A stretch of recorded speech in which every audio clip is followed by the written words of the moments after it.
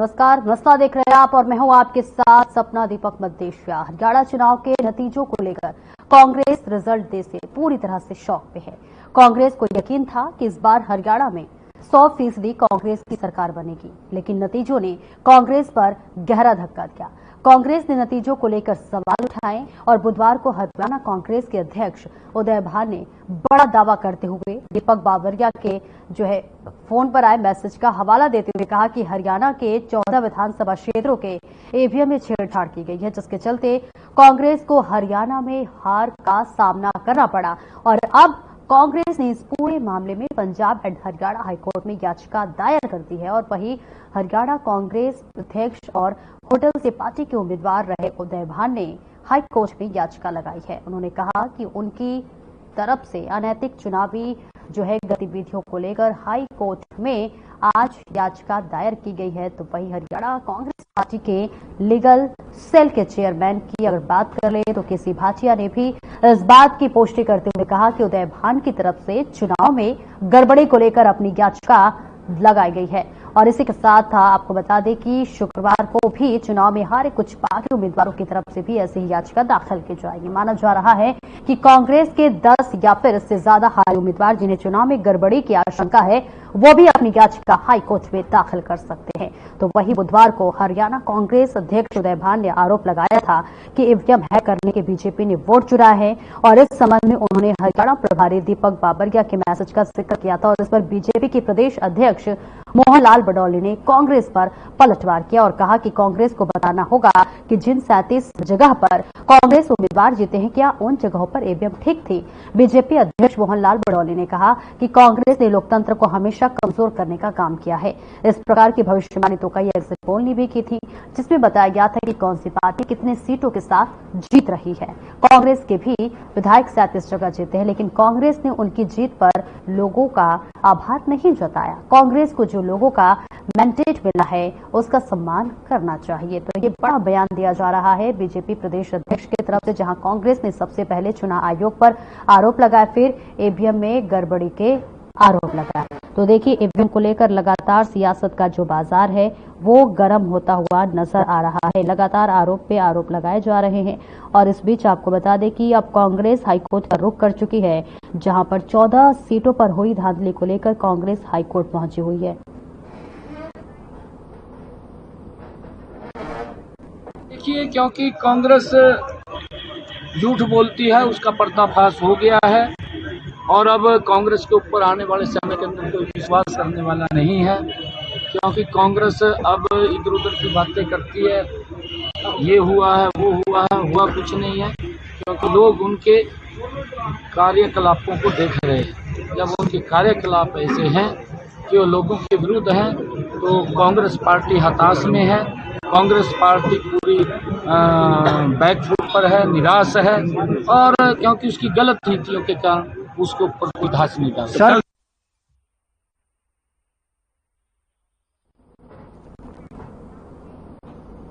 तो हरियाणा में हुए चुनाव को लेकर अब कांग्रेस हाईकोर्ट पहुंच चुकी है और हाईकोर्ट में वो सबूतों के साथ पेश होने का दावा कर रही है। 14 सीटों पर धांधली का आरोप लगा रही है। करेंगे इसी पर चर्चा। तमाम मेहमान हमारे साथ जुड़ गए हैं। बीजेपी से प्रवक्ता वैशाली तोमर जी हमारे साथ जुड़ रही हैं, स्वागत है मैम आपका बहुत बहुत। इनेलो से प्रवक्ता नुसुरा जी हमारे साथ जुड़ रहे हैं, आपका भी बहुत बहुत स्वागत है। और वही कांग्रेस प्रवक्ता कमल हांडा जी हमारे साथ जुड़ रही हैं, आपका भी बहुत बहुत स्वागत है मैम। और आप आम आदमी पार्टी से नरेश शर्मा प्रवक्ता हैं वो जुड़ रहे हैं, आपका भी सर बहुत बहुत स्वागत है। शुरुआत कमल हांडा जी आज आपसे करूंगी। देखिए, अगर आपको ईवीएम में छेड़छाड़ का शक है तो क्या आपके पास कोई ठोस सबूत है या फिर सिर्फ राजनीतिक आरोप? सपना जी आपको नमस्कार, आपका चैनल देखने वालों को नमस्कार, वैशाली बहन को नमस्कार, आम आदमी पार्टी के प्रवक्ता को भी मेरा नमस्कार। लगेगी आग तो आएंगे कई घर जद में, लगेगी आग तो आएंगे कई घर जद में, बस्ती में सिर्फ मेरा मकान थोड़ी है। आज जो साहिब मसनद हैं कल नहीं होंगे, किराएदार हैं साहिब जाती मकान थोड़ी है। हमारे मुंह से निकले वही सदाकत, हमारे मुंह से निकले वही सदाकत, हमारे मुंह में तुम्हारी जबान थोड़ी है। सभी का खून है इस मिट्टी में शामिल, सभी का खून है इस मिट्टी में शामिल, किसी के बाप का हिंदुस्तान थोड़ी है। तो बात ऐसी है कि जो आपने कहा कि इसी हम जो गए हैं, पहले सबसे पहले हम गए इलेक्शन चुनाव आयोग के पास, जो कि इलेक्शन कमीशन फॉर इंडिविजुअल के लिए काम करता है, क्योंकि आरएसएस के बंदे भर्ती करे हुए हैं इन्होंने अपने, उसमें तो कोई दो राय नहीं, वो सारा देश जानता है। ठीक है। और दूसरी बात यह है, इलेक्शन कमीशन ने बजाय कि कोई ठोस जवाब देने के लिए 1600 का एक रबिश जो है 1600 पेज का कुछ बनाकर जो है पेश कर दिया, जिसकी कोई सेंस नहीं है, और एक सेंटेंस भी कोई सेंसिबल नहीं है उसमें, क्योंकि सत्ता पक्ष के अनुकूल चल रहे हैं ना। दूसरी बात आपने कहा कि हम लोग शक करते हैं, ये बात आपने कही ना सपना जी? जी हाँ। हाँ, तो बात ऐसी है मैडम कि अभी जो हरियाणा के प्रभारी थे वो विनोद तावड़े, आपको याद होगा वैशाली जी, और सपना जी आपको भी याद होगा, वही तावड़े भी हैं जो वहां पर पकड़े गए 15 करोड़ के साथ डायरी के साथ महाराष्ट्र में, यहाँ पर हरियाणा में भी वही काम किया था उन्होंने। सारी गाड़ियों उनकी पंक्चर, क्या क्या कांड हुआ, 15 करोड़ का लेखा जोखा डायरी में मिला।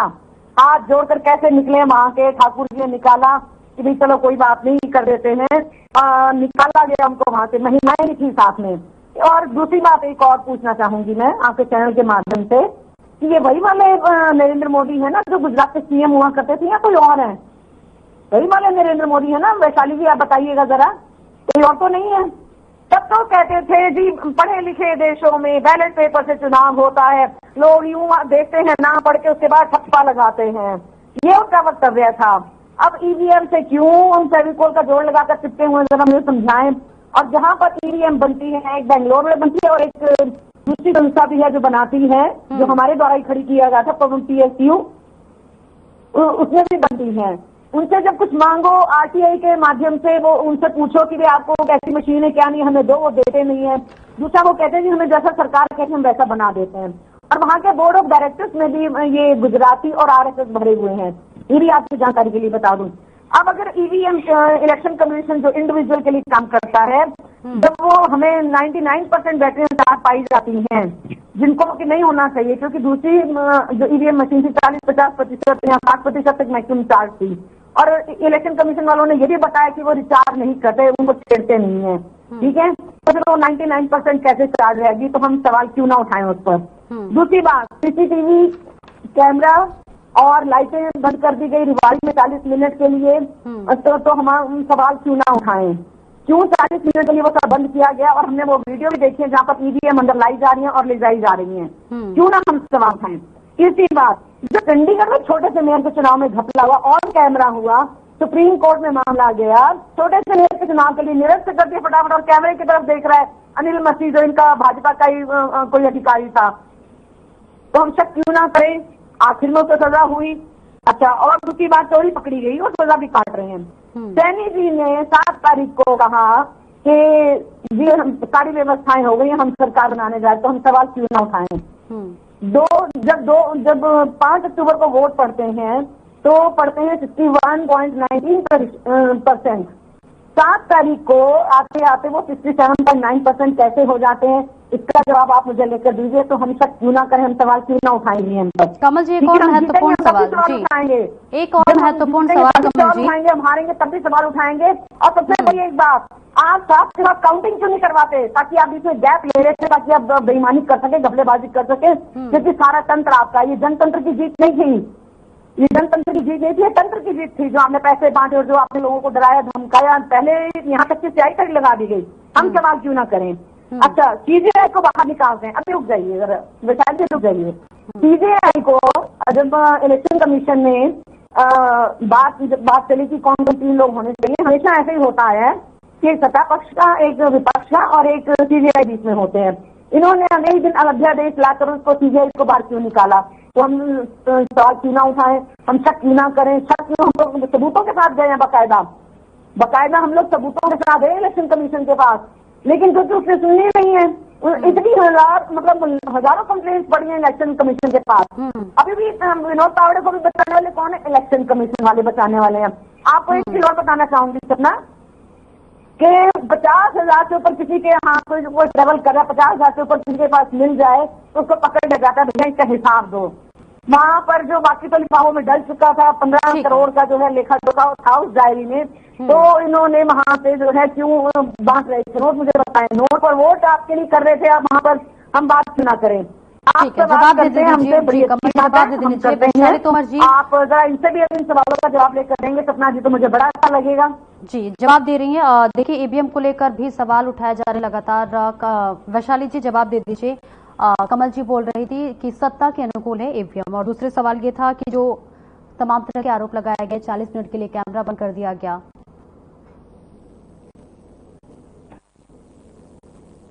वैशाली जी, आप तक आवाज पहुंच पा रही है मेरी?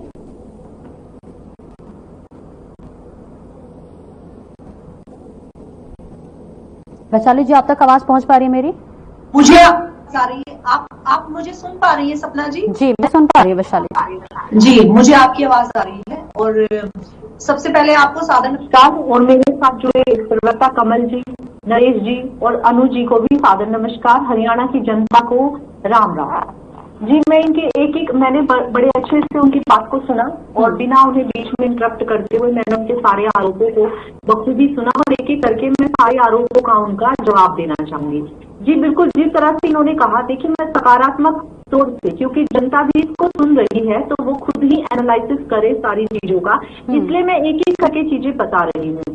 कमल जी ने कहा, या इनके पार्टी के उदयभान जी और अन्य जो प्रवक्ता बैठे हैं, उन्होंने सबने आरोप लगाए कि ईवीएम में घोटाला हुआ है और ईवीएम की मशीनों के साथ छेड़खानी की गई है, इस करके हमने सरकार बनाई है। तो सबसे पहली बात आप ये समझें, उत्तर प्रदेश में आप जानते हैं कि उत्तर प्रदेश की जनता योगी आदित्यनाथ जी को कितना पसंद करती है और सब कुछ सुचारू रूप से चल रहा था। उसके बाद भी वैसे नतीजे नहीं आते हैं जैसे नतीजे हम चाहते थे। जैसे नतीजे जब नतीजे आए तो उससे खुद योगी आदित्यनाथ जी, यहाँ तक कि उत्तर प्रदेश की जनता को भी हैरानी हुई कि किस तरह के नतीजे आए हैं। इस तरह से तो हो ही नहीं सकता, हमने जनता ने बीजेपी को वोट किया है। तो आप ये बताइए, अगर ईवीएम बीजेपी के कहने पे काम कर रहा है, आप ऐसा कहकर जिस जनता ने बीजेपी को वोट दिया, जिस जनता ने कांग्रेस को वोट दिया, जिस जनता ने उन सरकारी अफसरों को माना, उसको मानकर आज तो चीजों पर एक सच्चाई के साथ, एक उम्मीद के साथ आगे सरकार भी चल रही है, जनता भी चल रही है और सब कार्य सुचारू रूप से चल रहे हैं, उन सब पर ये सवालिया निशान खड़ा कर देते हैं। उस जनता जनार्दन पर, जिसे ईश्वर का रूप कहा जाता है, उस पर सवालिया निशान खड़े कर देते हैं। तो आप ये बताएंगे कि भूपेंद्र हुड्डा जी क्यों जीत जाते हैं? उनको क्यों नहीं हरा देते? वो 70,000 वोटों से क्यों जीत जाते हैं? दिनेश फोगाट जी क्यों जीत जाती है? वो तो पहली बार राजनीति में आई और वो तो सीधा सीधा बीजेपी पर आरोप लगा रही थी, तो वो कैसे जीत जाती हैं? या वो बड़े बड़े नेता जो बीजेपी में इतने वर्षों से, कई सालों से अपनी पूरा जीवन एक तरह से आप कहें कि राजनीति में समाप्त कर चुके हैं, उनका करियर एकदम जीरो हो जाता है, वो कैसे हार जाते हैं? कोई कुछ वोटों से कोई हार रहा है, कोई 150 वोटों से हार रहा है, कोई 400 वोटों से हार रहा है, कोई 6,000 वोटों से हार रहा है। तो वो बीजेपी के नेता जो 6 मंत्रालयों के मंत्री हैं खुद, उनके लिए कितना बड़ा एक सम्मान का भी विषय है, वो किस तरह से हार जाते हैं?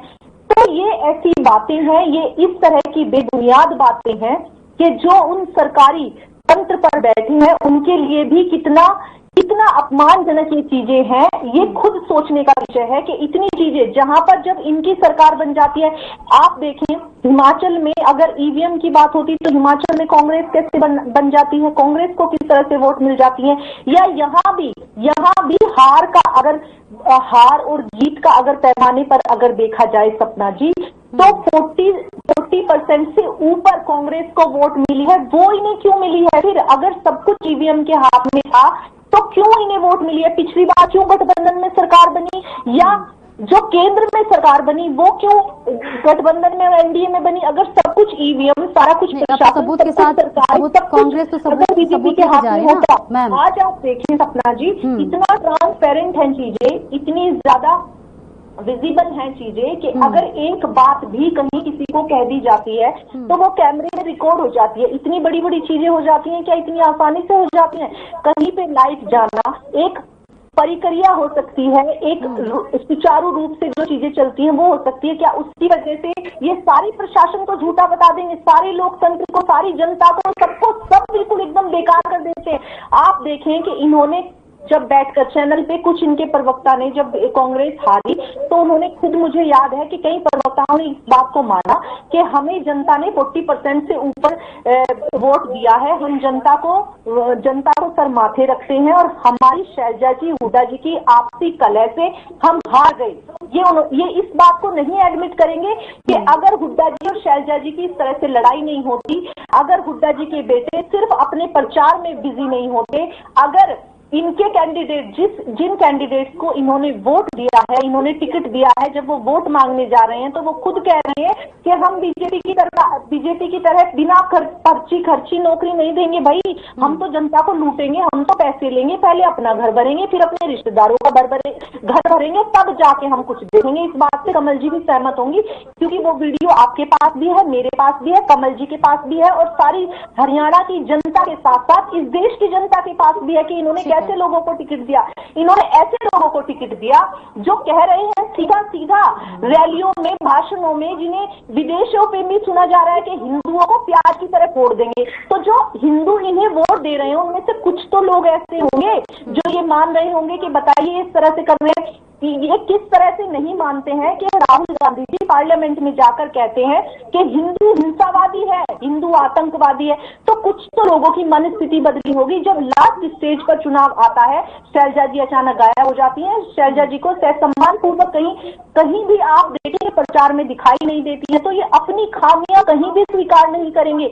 अगर ईवीएम हमारे हाथ में होता, जवाब देना चाहूंगी नहीं, जरूर मैं आपके पास आऊंगी कमल जी, वैशाली जी आपके पास आऊंगी। मैंने आपके सारे आरोपों को से सम्मान इसका जवाब देंगी कमल जी, लेकिन उससे पहले नरेश शर्मा जी आपके पास आऊंगे। देखिए, आपने पहले भी ईवीएम को लेकर आरोप लगाया है, ऐसे में अगर बात हरियाणा की कर ले तो इस मामले में आम आदमी पार्टी हरियाणा के आरोपों का कितना समर्थन करती है? नमस्कार आपके दर्शकों को भी और सभी पैनलिस्ट को भी मेरी जाना पे। आपने जो सवाल पूछा कि पहली बात तो nothing impossible in this world, because अब जो भी बना रहे हैं आज के टाइम ये ह्यूमन के थ्रू बनाया जा रहा है, चाहे मशीनें ले लीजिए, जो भी इस वर्ल्ड के अंदर हो रहा है वो सब हम ही लोग बना रहे हैं। अगर उसके अंदर कहीं ना कहीं इसको अभी आवाज आ रही है, अभी तक नहीं? हेलो, हाँ जी मैं सुन रही हूँ, बोलिए आप। हाँ, तो कहीं ना कहीं इस चीज के लिए कहीं अभी चुनाव आयोग को भी या सुप्रीम कोर्ट को भी, अभी सुप्रीम कोर्ट में आपने देखा लोकसभा से पहले एक पहल डाली गई थी जिसके अंदर जो एडवोकेट थे उन्होंने ही बोला था कि इसके लिए कहीं ना कहीं एक तरीका होना चाहिए। तो हमारे पास ये सुप्रीम कोर्ट ने डिसीजन दिया था कि 10% जो ईवीएम था आप उनके लिए मिलान कर सकते हैं पर्ची का। और वो मैं ये बोलता हूँ कांग्रेस को जिसको भी ऑब्जेक्शन है, कहीं ना कहीं इसका मिलान जो है उसकी सबको डालनी चाहिए थी, चाहे जितने भी विधायक हैं या जो भी रहे, जिनको ये लगता है कि कहीं ना कहीं धांधली हुई है या जो भी है, तो आप किसी छूटता की कोई मशीन उठाइए, उसके अंदर से बताइए कि आपको ये मशीन के अंदर काउंटिंग करवाइए, तो पर्ची के आप जब वोट डाल के आए तो एक्चुअल में उसकी पर्ची का पता होना चाहिए कि पर्ची निकली, और तो आपको पता होगा कि एक्चुअली ये हो क्या है। लेकिन कहीं ना कहीं हम उसको दूसरे वे में ले जा रहे हैं और कांग्रेस की कहीं ना कहीं कमियां रही और उस कमी को छुपाने के लिए आप देखिए कि हम ये बोले कि ईवीएम के अंदर संगठन ना बनना सबसे बड़ी कमी है। पूरा देश जान रहा है कि हरियाणा के अंदर जो संगठन की कमी रही वो कांग्रेस को कहीं ना कहीं नेतृत्व पर लेके आ रही।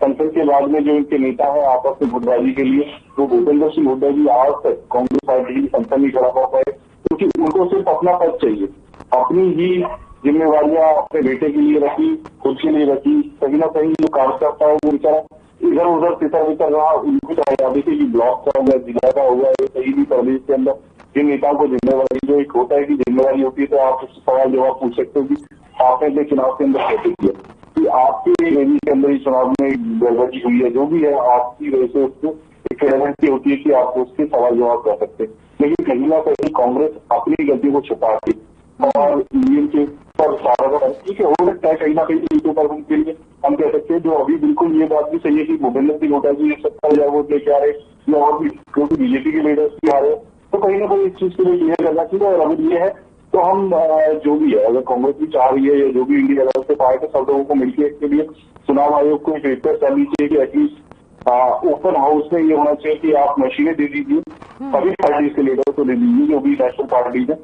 और वो दिखा सकते हैं कि अगर इस तरह से हैक हो सकती है, नहीं हो सकती, तो ये सबके पास टीम है। अगर आप उसका मैकेनिज्म दे देंगे कि हाँ ये मैकेनिज्म है हमारा, आपके टाइम दे रहे हैं 2 महीने 3 महीने 4 महीने, क्योंकि ऑलरेडी इंजीनियर्स के द्वारा बनाई गई मशीन से जो सॉफ्टवेयर है वो डेवलप भी हमारे इंडियंस ने किया हुआ है, मशीन हार्डवेयर भी जो डिजाइन किया गया और उसके अंदर जो भी जिस तरह से अगर प्रूव कर सकते हैं तो हम प्रूव करके दिखाएंगे। अभी साइड चैलेंज होना चाहिए कि आप प्रूव करके दिखाइए, इन मशीन को हम रिसेट करते हैं पूरा, फिर उसके बाद देखिए कि क्या हो सकता है। ये अगर हम प्रूव कर सकें तो ये ओपन हाउस के अंदर होना चाहिए, जिसके अंदर एक पैनल होना चाहिए, सुप्रीम कोर्ट के भी जज होने चाहिए, उसके अंदर सभी पार्टीज के लीडर होने चाहिए जो भी नॉमिनेट किए जाने चाहिए, तो इसको वहां पे क्लैरिफाई होना चाहिए। और सबको अगर ये लगता है एक संदेह की स्थिति के अंदर जरूर एक बार हाईकोर्ट जो भी है सुप्रीम कोर्ट जाना चाहिए।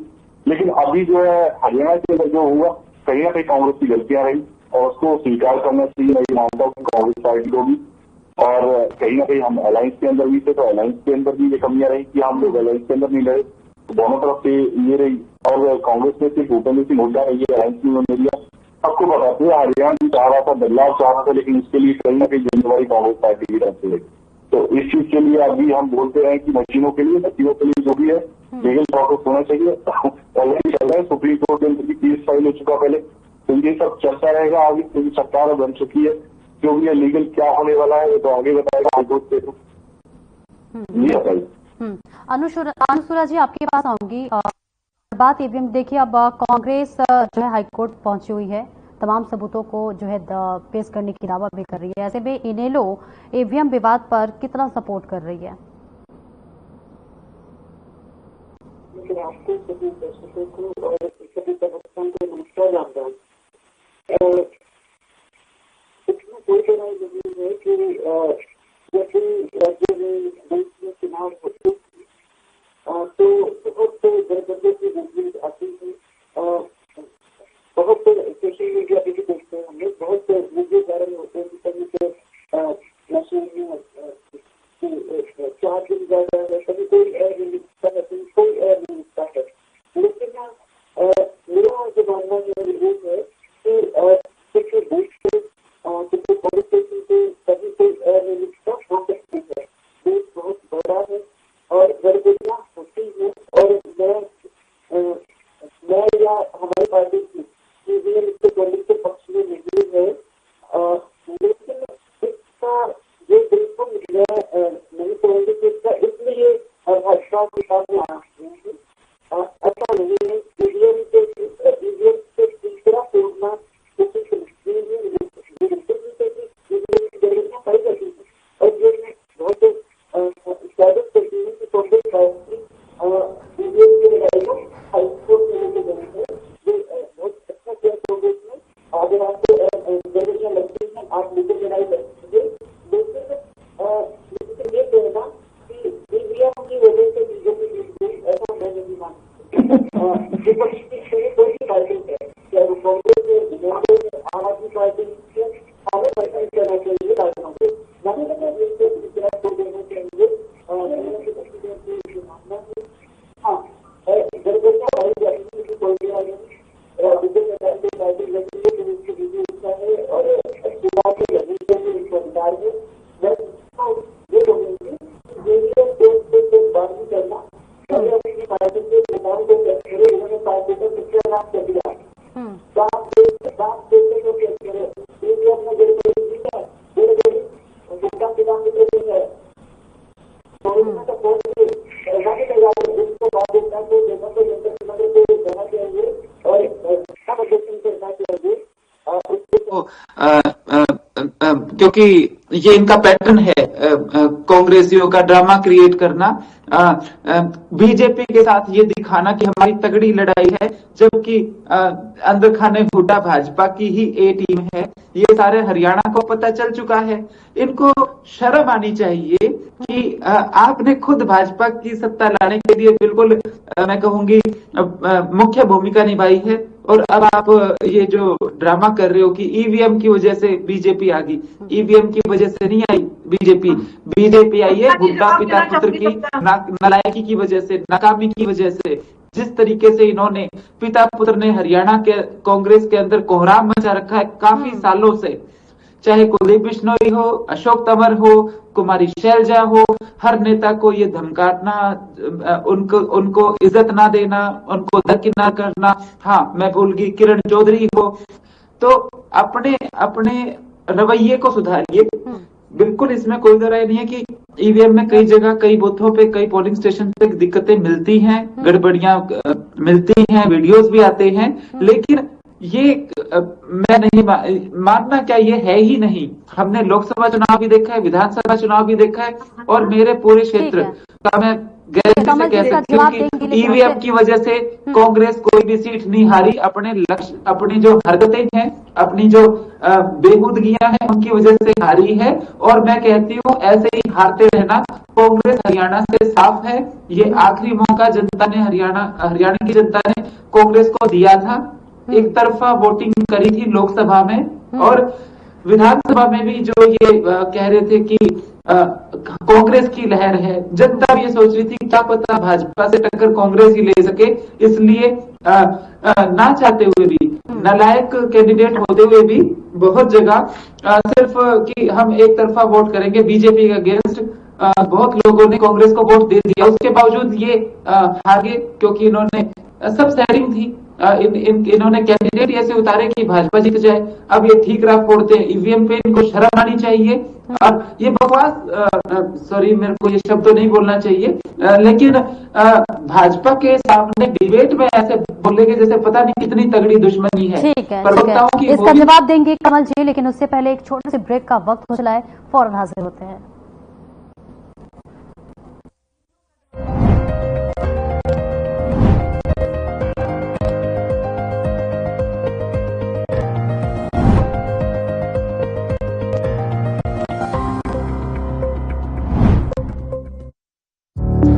Through constant innovation, the group provides its clients with value-added, environment-friendly products. We are committed to provide quality products and services at optimum cost with a continuous improvement in the quality management system.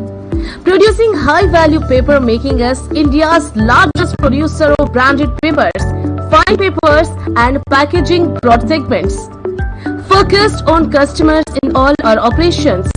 Hence, extensive investments are made towards people and people practices.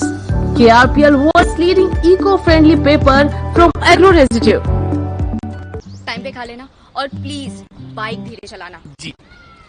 और ये तुम्हारी safety के लिए। अरे एक बात तो रह गई।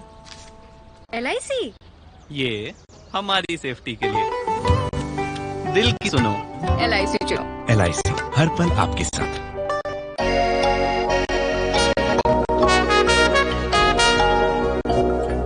तुम हुस्न परी, तुम जाने जहाँ हो, इतनी हंसी ढूंढे तेरिया।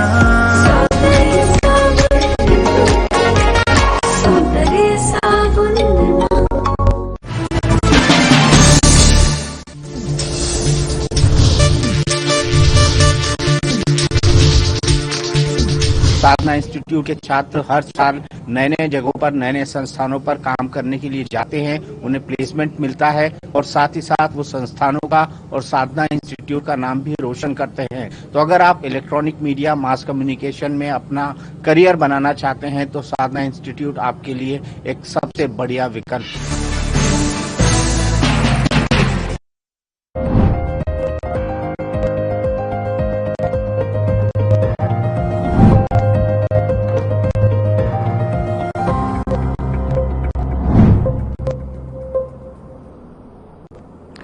और ब्रेक के बाद एक बार फिर से स्वागत है आपका। चर्चा में आगे बढ़ेंगे। कमल जी आपके पास आऊंगी। देखिए, वैशाली तोमर ने जी भी कई सवाल किए और जो है इनेलो प्रवक्ता ने भी कई सारे सवाल किए, लेकिन एक महत्वपूर्ण सवाल मेरा भी है।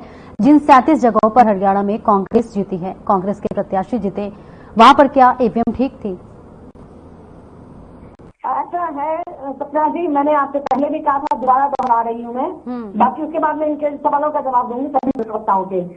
ईवीएम पर हमें संदेह था, मैंने आपको रीजन भी बताया, और एक रीजन और ऐड कर रही हूँ मैं कि जब चुनाव खत्म हो जाते हैं, जिस अमेरिका का के आगे नतमस्तक होते हैं देश के प्रधानमंत्री, वहां पर चुनाव बैलेट पेपर्स होते हैं। 120 देशों ने इसको बंद कर दिया है और वहां पर नतमस्तक होते हैं। वहां पर तो एक दिन चुनाव हुआ, अगले दिन के सुबह तक रिजल्ट भी आ गया। क्यों गैप डालते हैं बीच में? इनका मकसद ही खोटा है, इनकी नीयत खोटी है, इन्होंने बेईमानी करनी होती है। क्योंकि चंदा छापा से इन्होंने खूब चंदा लिया, इन्होंने चंदा चोरी की, जिसको आरटीआई किराए से बाहर रखा। अब मैं सबके सवालों के जवाब दे दूं सपना जी। सकारात्मक कहा मेरी बहन वैशाली तोमर ने, भाजपा की प्रवक्ता ने, कि भाजपा सकारात्मक है। अरे सारा दिन तो आप कांग्रेस को कोसते रहते हैं, सारा प्रचार तंत्र आपके अंदर है, धन तंत्र आपके अंदर, भुजबल तंत्र आपके अंदर है, इलेक्शन कमीशन और ये वो सब आपके अंदर है। वो आरएसएस से जुड़े हुए बंदे हैं जो आपके साथ हैं। दूसरी बात, आप एक चीज याद दिला दोगे, आपने नहीं देखी तो यूपी में महिलाओं को पीटा जा रहा है, दलितों को, और मुसलमानों को वोट नहीं देने दिया जा रहा। आपने यूपी की बात की ना, तो इसलिए मैंने कहा एक जवाब उसका भी दे दूं मैं, ठीक है। और आपने हिमाचल प्रदेश में हमारी सरकार बनी ओपीएस के बेस पर बनी, क्योंकि आप नहीं दे रहे थे ओल्ड पेंशन की, वो ओपीएस पर बनी और उसको भी आपने तोड़ने की कोशिश की। हमें 6 अपने एमएलए को सस्पेंड करना पड़ा 6 साल के लिए, ठीक है। ये आपको याद दिलाना चाहूंगी मैं। केंद्र में भी आप बैसाखी पर ही है, ठीक है। 79 सीट ना 140 पर ही रह जाते आप। वहां पर भी घपलेबाजी आपने की जितनी कर सकते थे, 5 करोड़ वोटों की घपलेबाजी करी आपने, ठीक है। और ट्रांसपेरेंट आपने कहा हम ट्रांसपेरेंट है, ट्रांसपेरेंट और बीजेपी, अरे क्या मजाक करती है आप वैशाली तोमर जी, इतना मजाक अच्छा नहीं है। आपने बताया लाइव जाना एक प्रक्रिया है, एक प्रोसेस है, बेईमानी के प्रोसेस है ना वो प्रक्रिया। आपने जो बताया शब्द आपने इस्तेमाल किया वो सुनिएगा, आपने कहा लाइव जाना एक प्रक्रिया है, एक प्रोसेस है, यानी कि आप लाइव जाती है आप जब वहां पर कोई भी नहीं होता, जब किसी भी दूसरे दल का वहां पर रिप्रेजेंटेटिव नहीं होता, तब आपकी लाइटें भी चली जाती हैं, आपके वहां पर कैमराज भी ऑफ हो जाते, सब हो जाता है। जैसे अभी तावड़े जी जो इधर हरियाणा के भी जो प्रभारी थे, याद होगा आपको, वहां पर भी उन्होंने सारे कैमरे बंद करवा दिए थे, वो विमानतल होटल में, पाल घर में, वो भी याद दिला दूं मैं, ठीक है। आपके कलह आप हमारे यहाँ से तो बड़ी सारे उठाते हैं, लेकिन इन्होंने के प्रवक्ता इनकी कलह पर नहीं बोलती, क्योंकि इनके साथ मिले हुए इन्होंने ऑन एयर गोपाल कांडा ने बोला था कि गोपाल कांडा, बीएसपी, चंद्रशेखर और इनैलो हम नहीं करते हैं, बीएसपी को सपोर्ट करेंगे और हैट्रिक लगाएंगे। ये मैंने वीडियो दिखाई दी हुई है चैनल पर, कहेंगे तो दोबारा दिखा दूंगी। HKR में कहते हैं कि ये HKR जो कहते हैं कि हमने विज रामविलास शर्मा, राव इंद्रजीत, ये आप ही की पार्टी के हैं ना वैशाली जी, जो सीएम बनने की रेस में थे। आपने क्या कलह है, क्या कहा था अमित साहब ने कि मैं अपने जूनियर के अंदर काम नहीं करा, तो उन्होंने क्या किया, फाइनली फूक कर काटा उन्होंने। और उन्होंने ये भी कहा कि मैं जो है ट्रांसपोर्ट डिपार्टमेंट से भ्रष्टाचार हटाऊंगा, यानी कि उन्होंने ये स्वीकारा, उन्होंने स्टेटमेंट दी थी, उन्होंने स्वीकारा कि कितना भ्रष्टाचार आप करते हैं। और उसका सबूत एक ये भी है कि प्रदेश में 4.5 लाख करोड़ का कर्जा हो गया, जो कि 1966 से 2014 तक सिर्फ 55,000 करोड़ का कर्जा था, जिसमें इतने काम हुए, स्कूल बने, यूनिवर्सिटीज बनी, ठीक है जी। पैसे का नाम नहीं लिया था गोविंद जी ने, और नीरज जी के बयान का मैं समर्थन नहीं करती, क्योंकि कमल हांडा ईमानदारी से बात करती है। मैं भाजपा ही नहीं हूँ, मैं झूठ बोलूंगी, ना ही मैं इनैलो की प्रवक्ताओं के झूठ बोलूंगी मैं। और दूसरी बात, एक मैं आम आदमी पार्टी के लिए कहना चाहती हूँ, इन्होंने कहा कि जी हमें साथ नहीं लिया, कांग्रेस उस पर ठीकरा फोड़ रही है, तो फिर मैं इनसे एक सवाल पूछना चाहती हूँ, यानी कि जो मोदी जी ने किया, आपके 3 लोगों को, आपके मुख्यमंत्री को, मनीष सिसोदिया को, सत्येंद्र जैन को जो जेल में डाला, वो सही था? ये मेरे को आम आदमी पार्टी के प्रवक्ता बता कर जाएं। अगर आपके साथ धोखा होता है तो धोखा है, हमारे साथ धोखा होता है तो वो धोखा नहीं है ना। क्या बात कर रहे हैं आप लोग भी, आपके भी अगर मैं खोलने बैठ जाऊँ ना, आपका जो संगठन जो बात करते हैं, कच्चा चिट्ठा मेरे पास भी है बहुत आपका खोलने को, लेकिन आप कहे कांग्रेस तो ईवीएम पर नहीं बोलना चाहिए। अगर दिल्ली में कुछ खेल हुआ फिर मैं पूछूंगी आपका क्या हाल है शर्मा साहब, फिर आपसे पूछूंगी मैं। दूसरा मैंने पूछा गिनती का, मैंने बता दिया, अब मैं जवाब दूंगी इनैलो के प्रवक्ता को, बड़ा ध्यान से सुनने। वो ये एक दिन राम राजी को पिछली बार बता रही थी जब ऑन एयर नहीं था और जब एड चल रही थी कि मैं आपके लिए दुआ करी थी, पर मुझे पता है कि आप कैसे जीते, ठीक है। और दुआ मांग रही थी उनके लिए, 5 साल जिंदा पिछले थे बिकॉज ऑफ INLD, क्योंकि आप लोग साथ थे, आप हमें B-टीम बताते, आप में जुड़े हुए थे। आपके 2 MLA क्यों आए, क्यों अभय चौटाला हारे, इसका बताओ। आप तो कह रहे थे हम विकल्प बनने जा रहे हैं, हम सरकार बनाने जा रहे हैं, क्यों नहीं, आपने क्यों कमजोर प्रत्याशी खड़े किए? आपके तो 10 भी नहीं आए MLA, 2 ही आए सिर्फ, वो भी जितवाए होंगे जैसे तैसे करके। क्या डील हुई आपकी भाजपा के साथ, वो भी बताते जाना अगर हिम्मत है तो। दूसरी बात, इन्होंने कहा कि कारणों पर मंथन, आप भी अपने कारणों पर मंथन कर लो भाई, 2 MLA क्यों आए, ज्यादा क्यों नहीं आए आपके। आपने कहा बापू बेटा, इनको मैं याद दिला दूं इनैलो की प्रवक्ता को कि बापू बेटा शब्द आया कहाँ से, ये बीजेपी ने इनको दिया ना, चौधरी देवीलाल को और ओम प्रकाश चौटाला को, तो अब ये पीछे पड़ गए बापू बेटा, हुड्डा साहब और उनका बेटा। क्यों भाई, सारे यहाँ 4 बापू बेटे नहीं है, कौन कौन है? देवीलाल है, फिर ओम प्रकाश चौटाला है, अभय चौटाला है, अर्जुन चौटाला, करण चौटाला भी आ गए। उधर से दुष्यंत चौटाला ने तो साथ दिया ही था। 1977 से लेकर 2024 तक इनेलो ने भाजपा का साथ दिया है या उनका समर्थन लिया है या उनको समर्थन देकर इन्होंने सरकार बनाई है। और ये हमें बताती कि हम भाजपा की बी टीम है। शर्म आनी चाहिए इनको झूठ बोलते हुए। हमें कहती है शर्म आपको आनी चाहिए। शिवभट्टानी भी आपको ढूंढ लेना चाहिए अपने लिए। दूसरी बात, ड्रामा करते हैं, आपने कहा हम ड्रामा करते हैं, शोर मचाए शोर। अरे ड्रामा तो आप आकर करते हैं यहाँ पर चैनल पर, किसी कांग्रेस ने ये किया, ईवीएम पर ये नहीं होना चाहिए, ईवीएम पर वो नहीं होना चाहिए। यानी कि आप बीजेपी को दोषी नहीं ठहरा रही हैं, आप उनका साथ दे रही हैं, खुला साथ दे रही हैं। ठीक है, तो आप हमें ना बताएं कि हम अपने आप को चेक करें। आपको चेक करें पहले अपने आप को। कहते हैं ना, पहले अपने गिरेबान में झांक लेना एक अच्छी बात होती है, तो आप झांकिए पहले अपने गिरेबान में। दूसरी बात, नौटंकी करते हैं आकर चैनल पर बताते हैं कि हम भाजपा के खिलाफ हैं, लेकिन पीछे से सारे मिले हुए हैं। क्या डील हुई इनकी चुनाव के लिए, क्यों लेकिन 2 MLA है, उसका जवाब भी देती जाए। तो इनको मैं एक बात और पूछूंगी। इन्होंने कहा कई लोग छोड़कर चले गए। भाई आप तो छोड़कर गए थे, नेता कांग्रेस में आए, हमारे को गए, वो तो चंदा धंधा छापा, यहाँ कुछ लोलुपता में गए, लालच में गए। मैं इस चीज से इनकार नहीं करती और मैं झूठ भी नहीं बोलती, क्योंकि मैं भाजपा ही नहीं हूँ ना, इनेलो से हूँ मैं। ठीक है, कितने आपके नेता छोड़कर आए कांग्रेस में, बताना जरा, उसका भी जरा बताना। गए, हमें परेशान किया, ये किया, वो किया, तो क्यों झूठी बातें फैलाओ। उन्होंने फैलाई, आपने पूरा साथ दिया, उनका पूरा साथ दिया इनेलो ने। और इनका तो शायद अब ये भी सुनने में आ रहा है कि चुनाव सिंह इनका बचेगा या नहीं बचेगा। और अभय चौटाला वो भी नहीं जीत पाए। आपके जो सुप्रीमो थे, जो खड़े थे मैदान में, हम सरकार बनाएंगे, विकल्प बनेंगे, हम क्या हुआ इन सब बातों का? मुझे जवाब लेकर दीजिएगा जरा सपना जी, अगर कोई जवाब देने की किसी में हिम्मत है तो। बिल्कुल जवाब देंगे। एक कारण है, इन्होंने कहा ना मंथन करना चाहिए। एक कारण INLD भी रही, जो इन्होंने कांग्रेस को हराने में इनका भी इन्होंने बीजेपी का साथ दिया, मिले हुए थे ये सारे। आपने बड़े स्ट्रॉन्ग कैंडिडेट खड़े करते कि 10 MLA भी नहीं आ पाए। What a shame. ठीक है, वैशाली जी आपके पास आऊंगी। आप कोई फर्क नहीं पड़ता, क्योंकि यहाँ पर भाजपा तो एक ही है। आपकी शब्दावली ऐसे ही होनी है, और मुझे ये शब्द नहीं कहना चाहिए था, बोलो, कोई फर्क नहीं पड़ता। ठीक है वैशाली जी, एक महत्वपूर्ण सवाल जो है, जो कांग्रेस है अब जो है कोर्ट में सबूत के साथ जा रही है।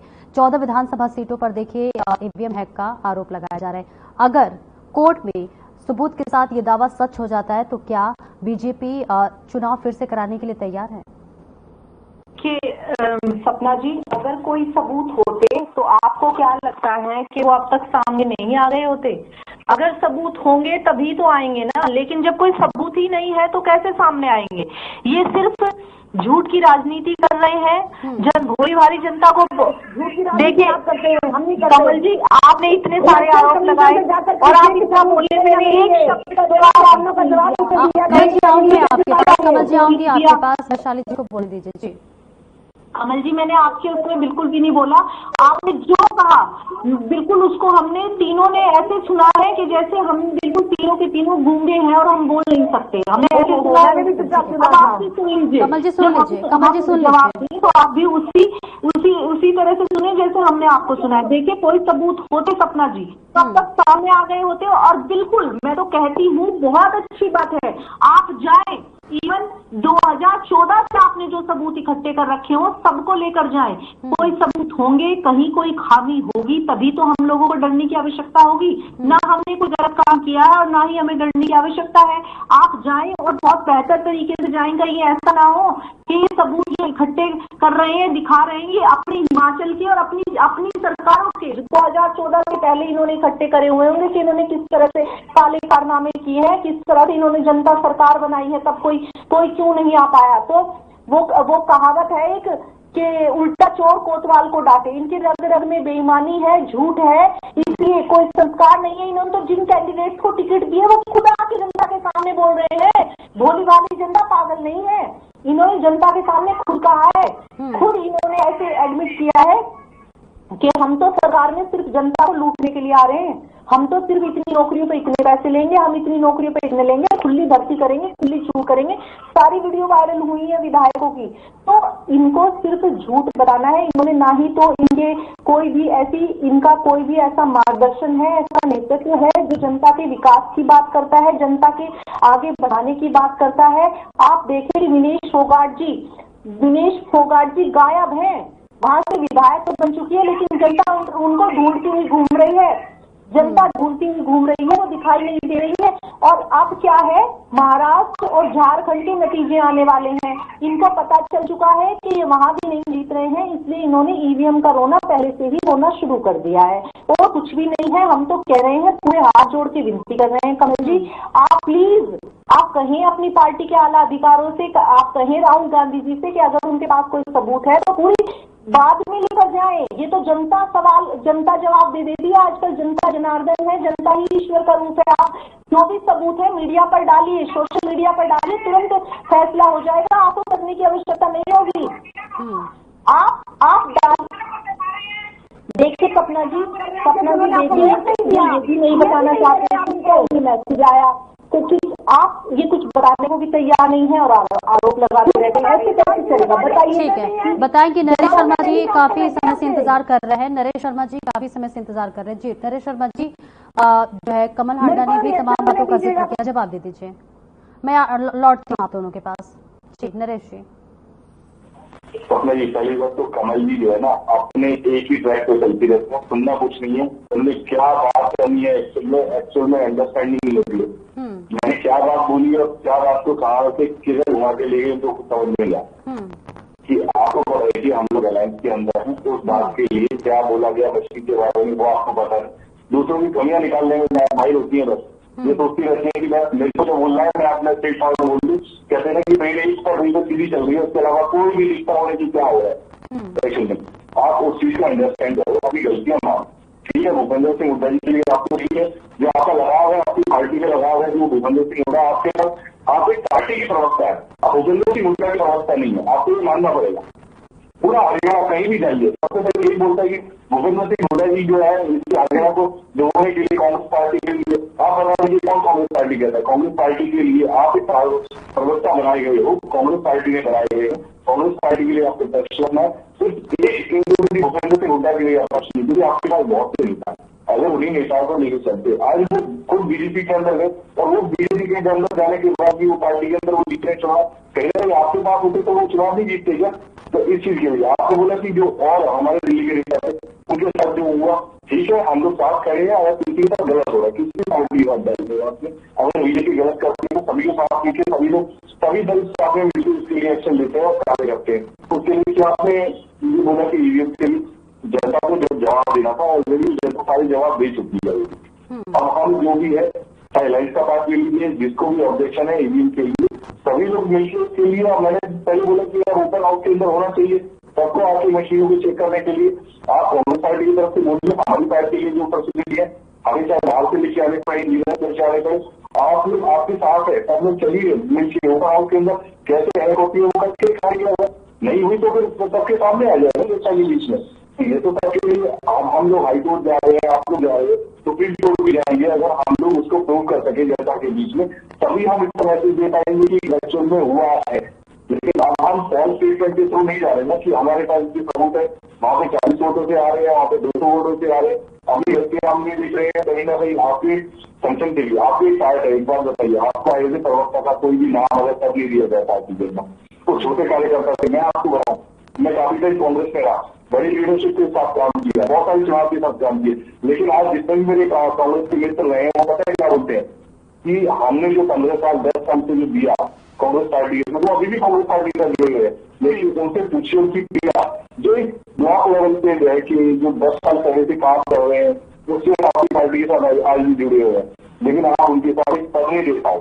तो ये सिर्फ किसके लिए जिम्मेवारी थी? भूपेंद्र सिंह हुड्डा की जिम्मेवारी थी, देवेंद्र हुड्डा की जिम्मेवारी थी, बाबा जी की जिम्मेवारी थी, या पहले के जितने भी अध्यक्ष रहे जो भी है आपके सरवाली है उनकी जिम्मेवारी थी उनको उसका मान सम्मान दिलाने के लिए। तब आप उनसे पूछ सकते थे क्यों नहीं आ रहे हो। आप अपनी उनकी गलतियों को भी आप उसके लिए आप एनालाइज नहीं कर रहे हैं और फिर दूसरों के ऊपर ऑब्जेक्शन उठा रहे हो। मशीन ठीक है, हम लोग आपके साथ करें, हम मना नहीं करें, मशीन ठीक है, हम आपके साथ प्रूव करके दिखाएंगे सर ऐसा हो सकता है, लेकिन आप अपनी गलतियों को मानना सीखिए। ये मत बोलिए कि भूपेंद्र सिंह हुड्डा जी ये है वो है, जो गलतियां हैं पूरा प्रदेश का है उसको मानिए, एक्सेप्ट कीजिए, अपने नेतृत्व को बोलिए कि आपका नेतृत्व को एनालाइज करें, नए लोगों को संकल्प करने किया है, नए लोगों को जिम्मेवारी मिले। कोई नेता आपने देखे कि मैं आज तो बहुत पहले कहता था कांग्रेस पार्टी के अंदर राहुल गांधी जी जो मैसेज पहुंचा आपने जैसे राजस्थान के अंदर चुनाव मध्य प्रदेश के अंदर आप कमलनाथ जी से कमलनाथ जी से अच्छे रिलेट रहे, लेकिन ये देखिए कि आप खुद वहाँ पे 25 साल से सत्ता के अंदर नहीं आ पा रहे, बीच में कैसे कहीं ना कहीं आपका संसद आप नए लोगों को क्यों नहीं लेके आ पा रहे हैं, संसद के अंदर लेके आइए ना। आपके अंदर नेता है, उनके साथ में जो है नए नेताओं को देंगे, रिस्पॉन्सिबिलिटी देंगे, नए युवा को मौका देंगे, सब कुछ होगा। तो आप कहीं ना कहीं अपनी गलती को स्वीकारें और अपने संसद को आगे बढ़ाइए, बस ये।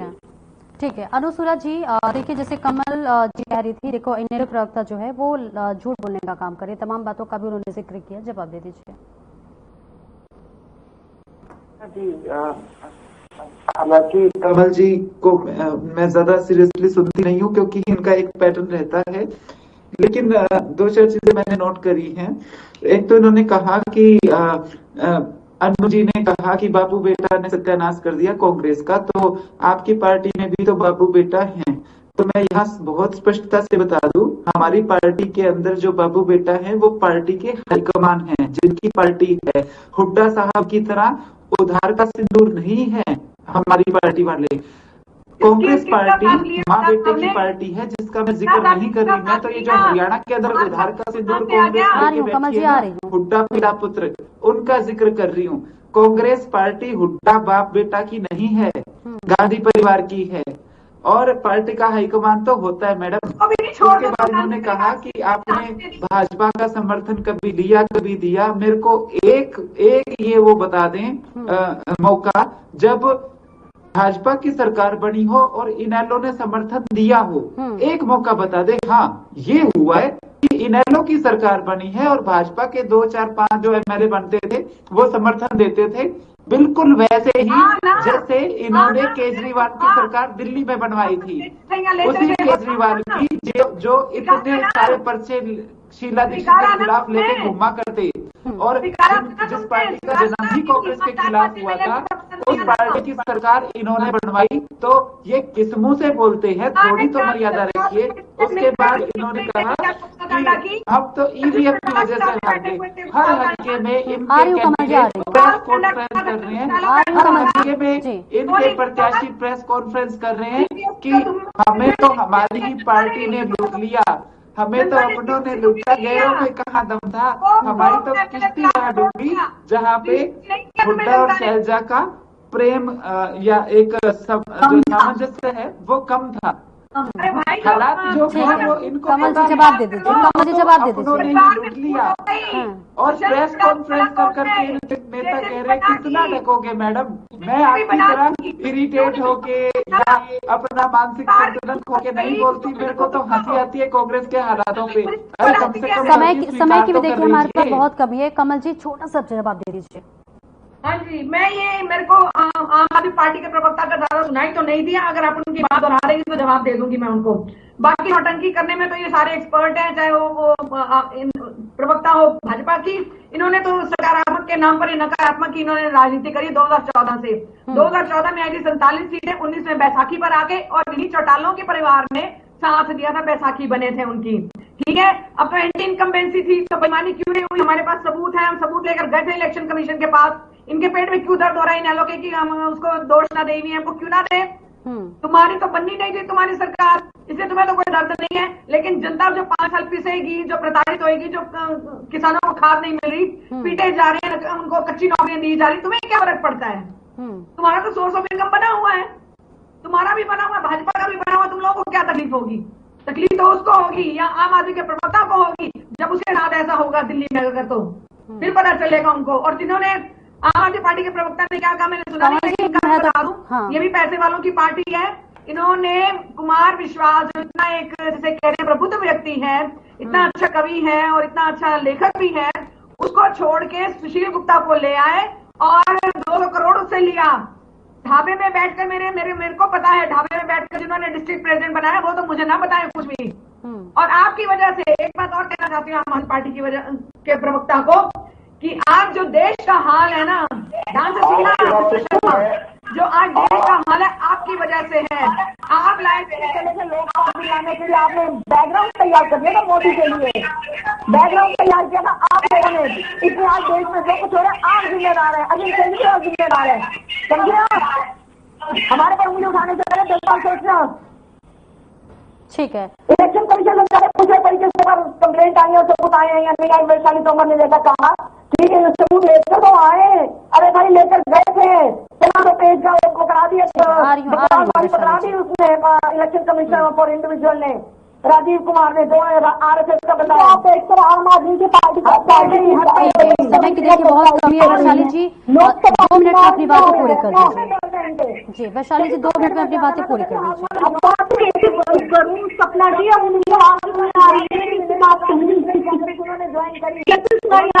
बिल्कुल कमल जी देखिए समय की बहुत कमी है। वैशाली जी बोलिए। बोला जाएगा। कमल जी सबने आपकी बात सुनी, अब आप भी सुन लीजिए कमल जी। जी वैशाली जी बोलिए। सपना जी देखिए आप इनको कि लोकसभा के चुनाव में किस तरह से ये आम आदमी पार्टी के साथ एक हो जाते हैं, और फिर विधानसभा का चुनाव आता है या फिर आगे कोई बात होती है तो ये किस तरह से एक दूसरे पर गाली गलौज करते हैं।